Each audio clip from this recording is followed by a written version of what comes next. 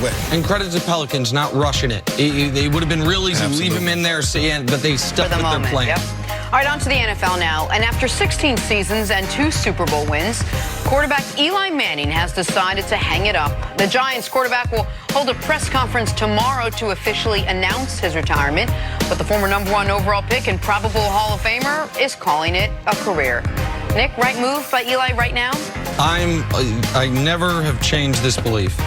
The right time for an athlete to retire is not a moment before the athlete wants to retire. If Eli wanted to say, I'd like to go be a backup in Tampa, good for him. It is not my career. It is not my business. I'm happy for Eli if he got everything he wanted out of his career. I do wonder if you would have told him, if given him 3 years ago the information on how the next 3 years were going to go, if he would have called it a career earlier. I don't know the answer to that. With it going in and out of the line, getting benched for Geno Smith a couple years ago, there were a few moments where you feel like he deserved a little better, but he's walking away somewhat on his own terms. It's a career that will be a hotly debated whether or not it was a Hall of Fame career, but he will be a Hall of Famer in my mind. And so if it's the right move for him, it's the right move. I think he is a Hall of Famer. Over 50,000 yards, over 300 touchdowns. All the quarterbacks that have those types of credentials, they're in the Hall of Fame. So Eli, in my mind, is a Hall of Famer. Obviously, 2-time Super Bowl MVP. That's impressive. But you're right. Anytime an athlete says this is enough, that's when it's time to hang up. Not 1 minute, not 1 moment before. I'm happy for Eli as long as he's happy with it. 16 years playing in New York, that's a hard thing to do. All right, from one of the greats then to one of the greats now, Lamar Jackson. After an incredible first season as a starter, Lamar will run away with MVP honors. Pun fully intended there. But once again, he isn't satisfied, saying, quote, I got to work on everything. I'm not the best. I'm not the greatest. Nick, how much better can Lamar get in year 3? Well, it's going to be almost impossible to have a better season than the one he just had, but he can improve. He's got one legitimate weakness to his game right now, which is deep outside the numbers passing and deep downfield passing. That he actually is a pretty good deep ball, but like the contested tight window throws. And that was the question coming out of college, and it remains something of a question. I think it's going to be, I'm a little concerned for Lamar and the way he's going to be talked about next season in this regard. I don't think he will be the MVP next year. I don't think he will duplicate the production that he had this season. When Mahomes had that step back year statistically, no one doubted his overall talent. I think because there were more question marks about Lamar coming in, if he has a similar step back that Patrick did after his MVP in year 2, I think people will start to say, see, he wasn't as good. So I do think he can improve. I don't think it's realistic to say he's going to have a better season. He had one of the greatest seasons, dual threat, we've ever seen from a quarterback. I think Lamar has the makings of some of the greatest players ever. The same type of characteristics.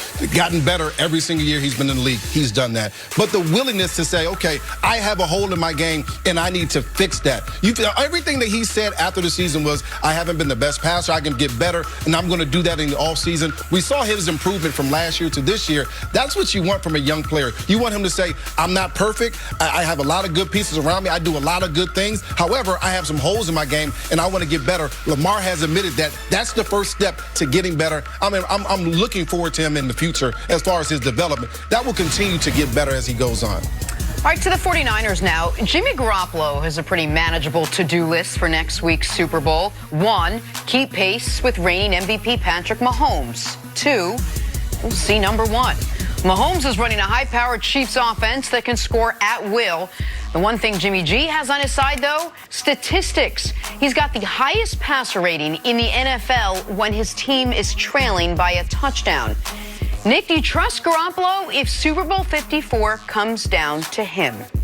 No, I Good don't. talk. And no, I don't. I found usually I'm pretty good at understanding where the pulse of a conversation is, even if I'm askew from it. There's very often the mainstream thought is one place and I'm somewhere else, but I'm usually aware of it. I thought, in general, everyone was in somewhat lockstep on Jimmy Garoppolo. I found out earlier this week that is not the case. I thought everyone understood Jimmy Garoppolo is fine. He's fine. He's a quarterback in at the most ideal situation a quarterback can be in, which is, I think he's got the single best play caller in football. He has a dominant offensive line. He has a great defense that very often puts him in a best position to be playing from ahead. And he's got a running game behind him that is a triple threat that is terrifying to go along with a do-everything tight end. Like I know he doesn't have a superstar wide receiver. He's got a fine receiving core on the outside, and he is asked to not screw it up for his team. And by the way, quite often this year, even though they were that's not what I was going to say. They were 13-3, but quite often this year, when the one thing they're asking him not to do is don't turn the ball over, Jimmy, he found a way to turn the ball over. Only Baker and Jameis had more games with a pick. Only Baker and Jameis had more games with an interception. So let's be very clear on this. If Jimmy Garoppolo's way better than I'm saying he is, then the Chiefs can't win. Like, the Niners have a better defensive line. Mm-hmm. They have way better linebackers. They have a better secondary. They have a better offensive line. They have way better running backs. I would say coaching and tight ends are a push. The Chiefs have a way better quarterback and considerably better wide receivers. If the Niners can even play them anywhere close to even in the passing game, then where the hell do the Chiefs get an advantage? Nowhere. Why are the Chiefs a favorite? Well, it's slightest of favorites, but a favorite. Why are the Chiefs even considered to have a chance? Because you do the tail of the tape and you say one team has an advantage everywhere except a massive disadvantage in the passing game. I thought that's what everyone believed. I know it's what I believe. And so, no, like if this becomes a Jimmy Garoppolo game, then the Chiefs win the Super Bowl flatly. And so that's where I'm at on this. And I think the Niners desperately will try to avoid this becoming a Jimmy Garoppolo game. If you're the 49ers, you're right. They don't want it to become that type of game. That means the running game isn't working. And also that means their defense isn't getting to Patrick Mahomes because now he's throwing touchdowns on the other side. Because offensively, you're saying, we're going to stick with the running game if you're the 49ers until they stop it. And they stop it, that means that now Jimmy G comes into effect. Here's the one thing that I would say about Jimmy G and my confidence in him. I don't have as much confidence in him. However, I have a bunch of confidence in Kyle Shanahan and his ability to scheme guys open, to use shifts and motions to try to get good and easy throws for Jimmy G. That's one thing that I have a bunch of confidence in. And so even though I'm not as confident in Jimmy G, I think Kyle Shanahan is one, and Andy Reid on the other side of the ball is probably just as good, but he's one of the best in the league at scheming guys open. And I think they're the two best in football. There's no doubt about it. So when you think about it, I don't necessarily know that for the 49ers to win, I need to have supreme confidence in Jimmy G. Agreed. My belief is that Kyle Shanahan, as a coach and coordinator, can find a way to scheme things and make it easier for Jimmy G, as long as that running game isn't working. But they don't lose the games. They don't lose a ton of games, even the ones he turns the ball over in. They somehow still find a way to work around that and win.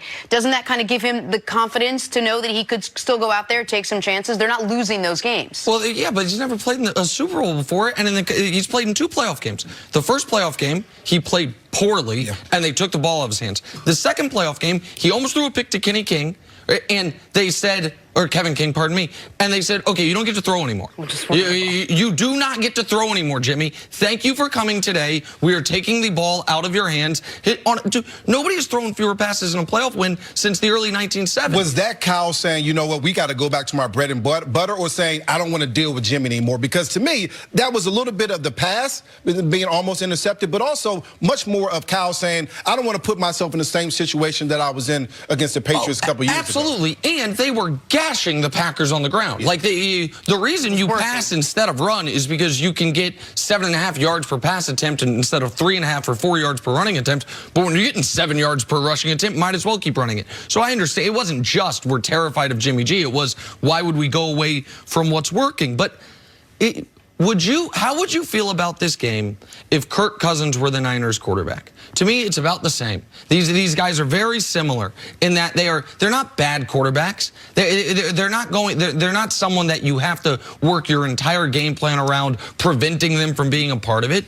But they are not going to propel you to the next level. And why did I bring up Kirk Cousins? Because all these somewhat gaudy numbers we've seen from Jimmy Garoppolo, we saw from Kirk Cousins in Washington. When who was there? Someone remind me. Oh, Kyle Shanahan. Like Kyle Shanahan, Matt Ryan's a good to very good player. He quarterbacked a top 8 all-time scoring offense and 1 league MVP win when Kyle Shanahan was there. So I just think that if this becomes a Jimmy Garoppolo versus Patrick Mahomes duel, then congrats. My hometown team won the Super Bowl. Like, they can't win that game. And I know Niner fans will say, oh, Nick, you must not have watched the Saints game. I did watch the Saints game. You know why everyone remembers it? Because it's the outlier event. Because it is the one game this season where it's like, wow, against a quality team, Jimmy had to get in a duel, and he did it. But I don't think that's duplicable, and I don't think it's sustainable. This is the problem. He convinces me, and then I go out into the world, and then I'm like, and then Jenna's like, everyone disagrees with you.